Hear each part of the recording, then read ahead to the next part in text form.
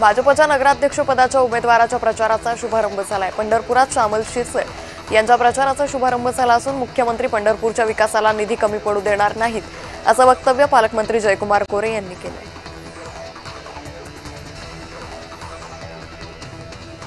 Nashik ring रोडच्या भूसंपादनास शासनाने मान्यता दिली आहे। कुंभमेळ्यासाठी नाशिक रिंग रोडचं भूसंपादन आवश्यक आहे। भूसंपादनासाठी 3659 कोटी रुपयांची मान्यता मिळाली आहे।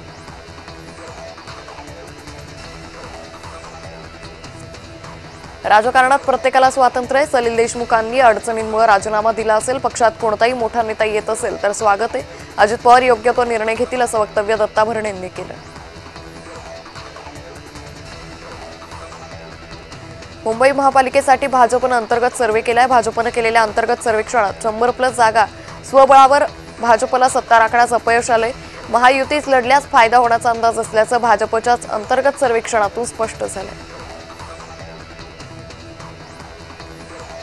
आगामी निवडणुकीत शरद पवार काँग्रेसची साथ देण्याची शक्यता आहे। शरद पवारांनी काँग्रेसच्या नेत्यांना फोन केला। मुंबई पालिका निवडणुकीसंदर्भात सोमवारी किंवा मंगळवारी बैठक होणार असून 2 दिवसांपूर्वी शरद पवारांची मुंबई काँग्रेसच्या नेत्यांनी भेट घेतली होती। आगामी निवडणुकीच्या पार्श्वभूमीवर शरद पवार ॲक्शन मोडवर आले। शनिवारी दुपारी 12 वाजता वायबी चव्हाण सेंटरमध्ये शरद पवार गटाची महत्त्वाची बैठक होणार आहे। बैठकीत निवडणुकीच्या अनुषंगाने रणनीतीवर चर्चा होण्याची शक्यता आहे। दोन्ही ठाकरे बंधू एकत्र आल्यानं आम्ही शुभेच्छा दिल्या। आम्ही त्यांना आमचा निर्णय कळवलाय। आमच्याशी कोणतीही चर्चा झालेली नाही। त्यांनी दुसरी आघाडी सोडून आमच्याकडे यावं, वर्षा गायकवाडांनी पत्रकार परिषदेतून स्पष्ट केलं।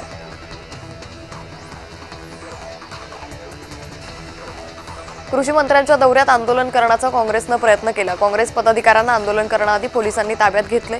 पदाधिकाऱ्यांना ताब्यात घेतल्यानं यशोमती ठाकूर आक्रमक झाल्या। पोलिसांनी वर्दीचा गैरफायदा घेऊ नये असं वक्तव्य त्यांनी केलं। नवी मुंबईतील शिवरायांच्या पुतळ्याचं अनावरण करण्यात आलं। गणेश नाईक यांच्या हस्ते पुतळ्याचं अनावरण करण्यात आलं असून उपमुख्यमंत्री एकनाथ शिंदे कार्यक्रमाला गैरहजर होते। नांदेडच्या हिमायतनगर नगरपंचायतीमध्ये अर्ज मागे घेण्याच्या शेवटच्या दिवशी राडा झालाय। राष्ट्रवादी ठाकरे गटाच्या नेत्यांमध्ये झटापट झाली असून सुनीता पंचमासेंनी अर्ज मागे घेतल्यानं वाद झाला। काँग्रेस हायकमांडशी चर्चा सुरू आहे। अंतिम निर्णय येईपर्यंत आघाडी बिघाडी म्हणायची गरज नाही। महाविकास आघाडीबाबत अशी प्रतिक्रिया किशोरी पेडणेकर यांनी दिली। बाळासाहेब ठाकरेंच्या स्मारकाची उद्धव ठाकरेंकडून पाहणी करण्यात आली। उद्धव ठाकरेंसोबत आदित्य ठाकरेही उपस्थित होते। 2027 पर्यंत बाळासाहेबांच्या स्मारकाचं काम पूर्ण होईल असं वक्तव्य उद्धव ठाकरेंनी केलं। बारामती नगर परिषदेच्या निवडणुकीत राष्ट्रवादी काँग्रेस पक्षाचे 4 महिला आणि 2 पुरुष असे 6 उमेदवार बिनविरोध झाले।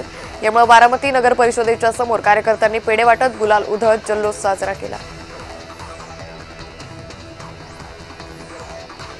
छोट्या लोकांनी आमच्या नेत्याच्या विरोधात बोलू नये। फडणवीस किंवा शिंदे म्हणतील त्याचीच आम्ही दखल घेतो। बरेच आराम गायराम महाराष्ट्रात आहे असं म्हणत प्रफुल्ल पटेल यांनी महेंद्र दळवींना सडेतोड प्रत्युत्तर दिलं। छत्रपती शिवरायांच्या पुतळ्याच्या अनावरणाकडे शिंदेंनी पाठ फिरवली आहे। महाराजांच्या पुतळ्याच्या अनावरणाला गद्दारांना कसं जाता येणार असं म्हणत आदित्य ठाकरेंनी एकनाथ शिंदेंवर टीका केली। शिर्डी नगर परिषदेत अपक्ष उमेदवारासाठी भाजपच्या उमेदवारांना निवडणुकीतून माघार घेतली। भाजपच्या उमेदवार मनीषा गोंदकर यांनी उमेदवारी अर्ज मागे घेतलाय। सर्वसाधारण जागेवर ओबीसी उमेदवारासाठी मराठा उमेदवारांना माघार घेतली।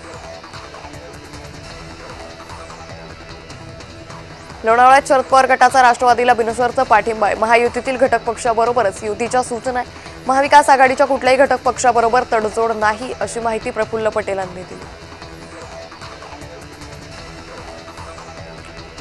अतुल देशमुखांनी नुकताच शिंदे गटाच्या शिवसेनेत प्रवेश केल्यानं शिवसेना पूर्ण ताकदीनं राजगुरुनगर परिषदेच्या निवडणुकीच्या मैदानात उतरली। भाजप, राष्ट्रवादी काँग्रेस, अजित पवार, शिवसेना, ठाकरे गट आणि शिंदे गटाची शिवसेना असे 4 पक्षांची चौरंगी लढत होतीये।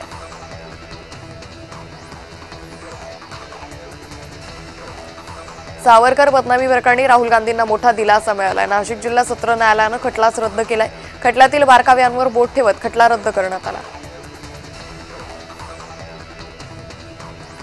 कल्याण डोंबिवली महानगरपालिकेतील भाजप पदाधिकाऱ्यांनी ठाकरे गटात प्रवेश केलाय। कल्याण डोंबिवलीमधील प्रदीप भोईर आणि सुरेश भोईर यांनी कार्यकर्त्यांसह ठाकरे गटात प्रवेश केला।